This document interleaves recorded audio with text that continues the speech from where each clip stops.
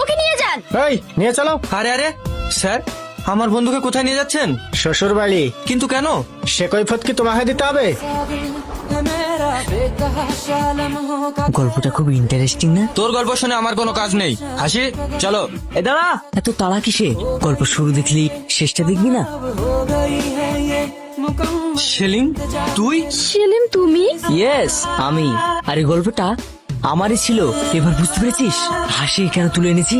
তুই বন্ধু হয়ে যেটা করেছিস, একটা শত্রু হলেও সেটা করতো না। আলিফ, তাহলে তুমি? হ্যাঁ আলিফ, তোর দেওয়া মিথ্যা অপবাদে আমার জীবনটা ধ্বংস হয়ে গেছে। আমার জীবন থেকে হারিয়ে গেছে আমার প্রেমিকা, হারিয়ে গেছে আমার মা। ভাই, তুই আমাকে ক্ষমা করে দে। আমি এখন সব বুঝতে পারছি। আলিফ, তুমি আমাকে ভুল বুঝিয়ে সেলিমের কাছ থেকে আলাদা করেছো, তারপর আমার সরলতার সুযোগ নিয়ে আমাকে বিয়ে করতে চাইছো, তাই তো? হ্যাঁ ঠিক তাই। আর আমি পাগলের মতো আলিফকে বিশ্বাস করে ওকে বিয়ে করতে যাচ্ছিলাম। ছি, এটা আমি কি করেছি? আমি অনেক বড় ভুল করেছি, অনেক বড় ভুল। সেলিম, তুমি আমাকে ক্ষমা করো।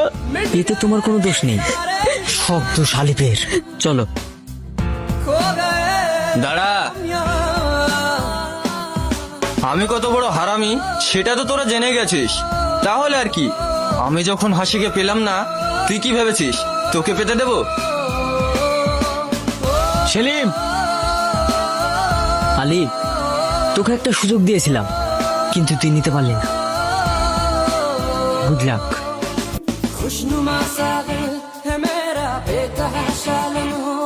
চলো।